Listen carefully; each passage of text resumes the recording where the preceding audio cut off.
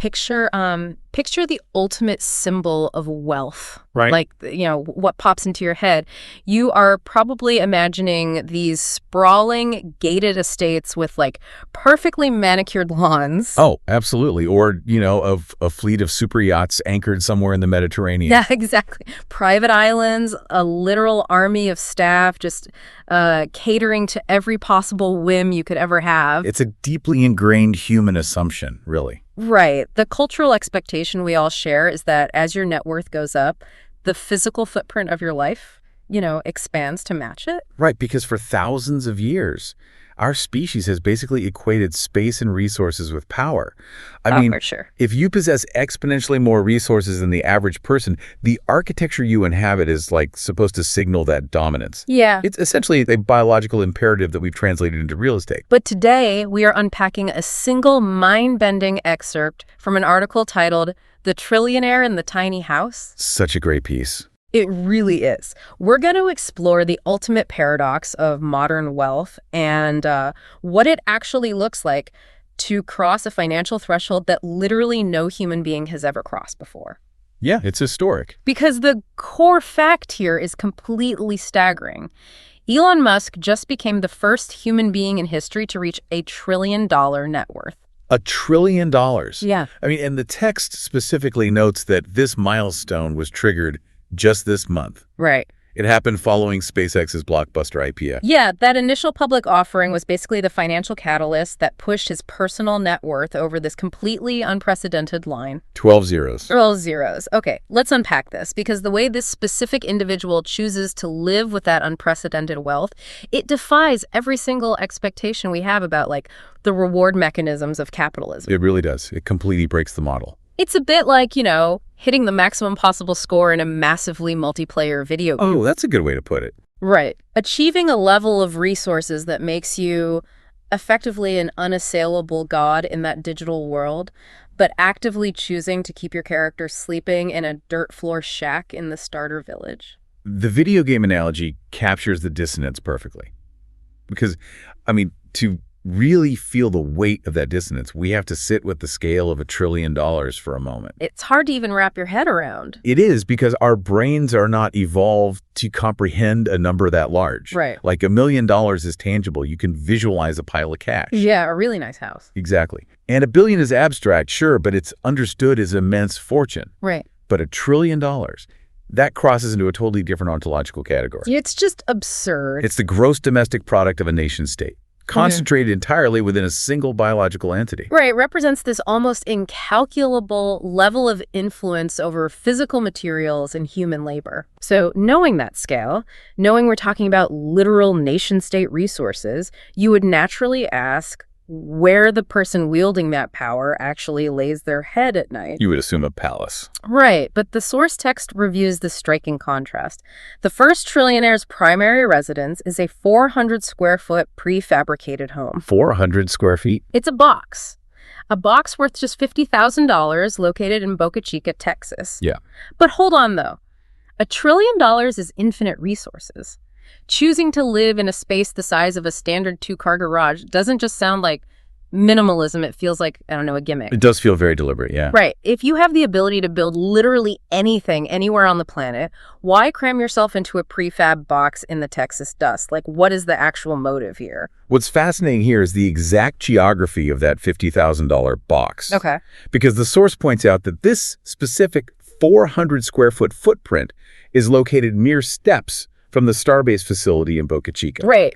That is the physical location where the Starship rockets are being built.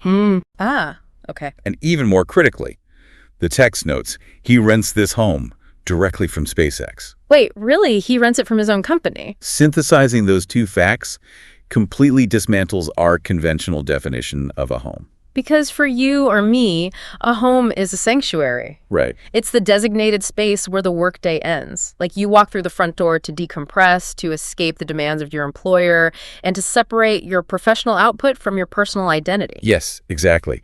And this arrangement entirely rejects that separation. Wow. This isn't a sanctuary.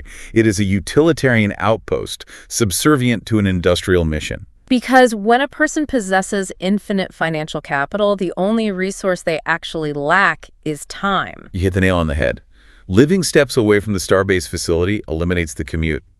It erases the physical friction between waking up from a sleep cycle and being back on the factory floor. The psychological framing of renting it from his own rocket company is what really gets me, though. Yeah, that's wild. He isn't buying a massive swath of land in Boca Chica to build an estate. He is acting as a tenant to his own corporate entity. It echoes the old industrial era concept of the company town, Oh, like where the miners rented their lodging directly from the mining conglomerate? Exactly. Only here, the CEO and the tenant are the exact same person. That's so strange. It implies a mindset where he views himself less as the lord of a manor and more as like an employee of the overarching mission. Just a biological component? Right, temporarily occupying a company asset to ensure the rockets get built. Wow. Well, let's look closer at the interior of that temporary asset because the text gives us the gritty details of what living inside a $50,000 prefab home actually entails. It's pretty stark. Yeah. This unit is made by a startup called Boxable. It contains a living area, a kitchen, a bedroom, and exactly one bathroom. Just the absolute basic. And back in 2021, Musk was quoted describing this exact setup as kinda awesome. Kinda awesome. Right. Consider the psychology behind using that specific, highly understated phrase to describe a tiny box. Especially when you have the liquidity to commission palaces. Exactly. It reflects a very specific engineering mentality. A boxable unit is a product of ruthless efficiency. Yeah, it's manufactured, folded up, shipped on a flatbed, unfolded on-site, and plugged into utilities. It is housing reduced to an optimized equation. There is zero ornamental architecture. Yeah. Every single square inch has a designated mechanical function. Which is theoretically brilliant right up until you introduce complex human relationships into that optimized equation. Oh boy, yeah. Because that brings us to a highly memorable anecdote from the source material regarding his mother, May, coming to visit. This part is just incredible. It really is. The article details that when she traveled to this 400 square foot primary residence, she discovered there was absolutely no food in the fridge. None. And because of the severe space constraints, she had to sleep in the garage. It paints a vivid picture, doesn't it? It's wild. It really exposes the absolute limits of treating a living space purely as a functional tool. Think about your own experience with hospitality, right? When your parents come to visit, or even just a friend, there is a fundamental human instinct to provide. Of course. You stock the fridge with their favorite drinks, you clean the guest room, you plan meals. It's what you do. Now imagine being the mother of the wealthiest person in human history. You travel to see your son, and the Trillionaire's version of hospitality is an empty refrigerator and a spot in the garage. It's the absolute subversion of domestic comfort. It really abandons the concept of domestic hospitality entirely. Yeah, because in standard societal narratives, massive financial success is usually followed by a desire to pamper your family. Absolutely. Putting them up in luxurious guest wings. Hiring private chefs, providing an experience of effortless comfort. Yeah. The garage anecdote highlights a radical, almost severe reprioritization. How so? Well, the ultimate luxury for this specific individual isn't a team of domestic staff. The ultimate luxury is absolute, unbroken hyperfixation on the engineering problem at hand. And the empty fridge is probably the most telling detail of all. Oh, for sure. Because an empty fridge means you aren't doing any grocery shopping, you aren't meal planning, and you certainly aren't cooking. Exactly. Yeah. A stocked fridge implies a domestic routine. Right. If there is no food in the house, it means you are outsourcing your basic biological maintenance entirely. You're likely just eating at the factory cafeteria. Yep. You are stripping away every single micro decision related to personal sustenance, so that 100% of your cognitive bandwidth remains allocated to the Starship rockets. Wow. So even the absence of groceries is a calculated efficiency. It is. And putting your mother in the garage, I mean, assuming the boxable structure has an attached garage and there is an adjacent structure, it just proves that the primary living space was never designed to host anything other than solitary rest between shifts. It is an environment fundamentally hostile to leisure. Yeah, that creates a compelling narrative of asceticism, doesn't it? It does. An ultra-frugal visionary living like a monk in the Texas dust, stripping away all earthly pleasures to reach the stars. It's a profoundly romantic narrative in a gritty sci-fi kind of way. Yeah. But if you, listening to this, are fully buying into that monk-like asceticism, we have to flip the script. We do. We have to look at the fine print of the source material because the text includes a massive caveat that changes the entire context of that $50,000 house. Right. The ascetic narrative is completely incomplete without addressing the corporate assets. Exactly what I was thinking. The source explicitly states, quote, "To be fair, companies linked to Musk also own at least 3 homes in Austin ranging from 6,000 to 9,000 square feet with swimming pools." Plural mansions. Plural pools. Here's where it gets really interesting. Because does a 400 square foot house even count as a sacrifice if you have 9,000 square foot mansions with swimming pools waiting for you just a few hours away? That's a great question. Like, can anyone claim the mantle of extreme box-dwelling frugality when that level of sprawling luxury is instantly accessible to them? This raises an important question. Yeah. It's about the semantics of modern wealth, and specifically how the text distinguishes between a primary residence and homes used for other purposes. Right. The author is careful to point out that the Boca Chica box is the primary residence, while the Austin mansions serve these undefined other purposes. Okay. What we are witnessing is the dynamic of personal minimalism subsidized by corporate maximalism. That's a fascinating way to phrase it. Walk us through the mechanics of that corporate maximalism. How does the ownership structure actually alter the reality of his lifestyle? Well, look at the legal distinctions detailed in the text. Okay. As a biological individual, he claims the 400 square foot boxable as his primary residence. Right. But those 9,000 square foot mansions in Austin are not owned by him personally. They're owned by companies linked to Musk. Oh, okay, I see. That boundary between personal ownership and corporate ownership is crucial. The tiny house exists in his personal sphere. Right. The massive, luxurious estates exist in the corporate sphere. Got it. But when you reach trillionaire status and your individual identity is inextricably linked to the corporate entities you control, that boundary becomes incredibly porous. It's almost entirely theoretical at that point. Exactly. So it basically functions like a loophole. Yes. He gets the psychological benefit of being the gritty founder who sleeps in a tiny $50,000 house. He can legitimately look at almost any of his employees and say, my house is smaller than yours. Which is a powerful management tool. Totally. But the moment he actually requires massive square footage, whether it's to host high-level individuals or, just to swim in a private pool, he simply steps over that porous boundary and utilizes the corporate infrastructure. Consider it through the lens of history. Okay. It is very similar to a medieval king engaged in a massive military campaign. Oh, I like this. The king sleeps in a muddy, drafty tent on the battlefield because that is where the immediate action is. Right. The tent provides proximity to the generals in the front lines.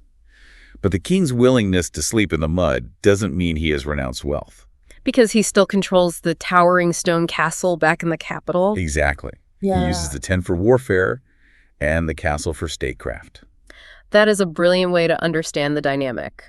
The boxable in Boca Chica is the war tent on the battlefield. Yes. And the Austin mansions are the castles for statecraft. And returning to the scale of $1 trillion, this is what extreme wealth actually affords you. Yeah. You stop merely purchasing luxury goods. Yeah. You begin engineering your reality to fit your exact psychological needs at any given moment. Wow. When you need the grit, the focus, and the immediate proximity to the factory floor to build a rocket, you drop a $50,000 box in the dirt. Right. When the corporate network requires a different setting, whatever those other purposes in Austin entail, you activate the sprawling mansions. So the extreme frugality and the extreme excess are not actually contradictory? Not at all. They are two highly engineered environments serving different strategic functions.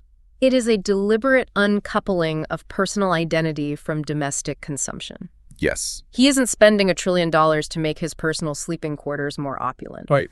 He is utilizing that capital to push a massive aerospace mission forward, while simultaneously using corporate proxies to acquire the massive luxury assets that act as a safety net.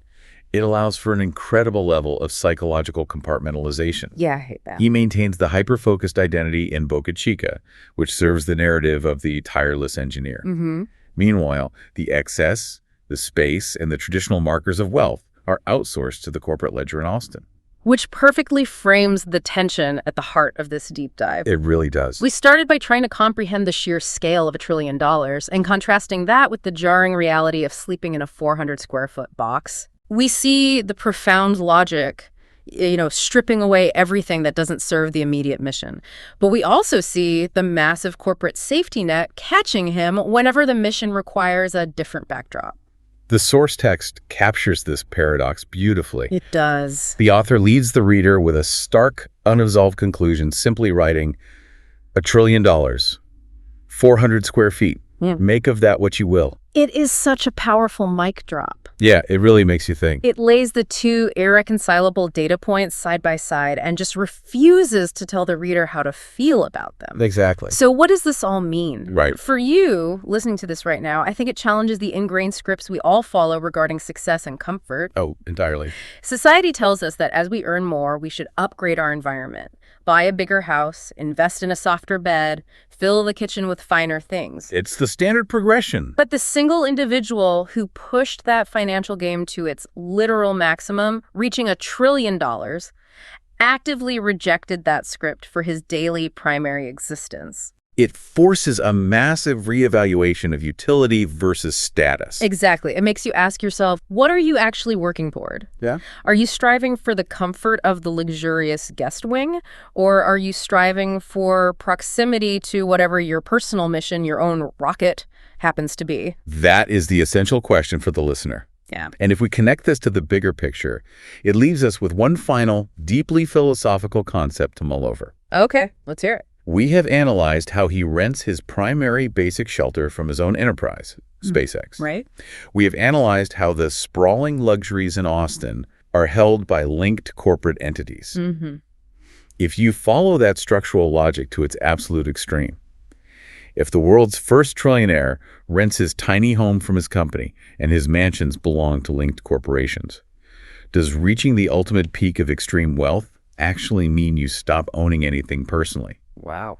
At a certain financial threshold, the line between the biological individual and the corporate machine doesn't just blur. It completely dissolves. Exactly. You essentially become the system itself. You maximize the score only to realize the starter village was the most efficient place to operate from all along. Well said. Thanks for joining us on this deep dive. We'll catch you on the next one.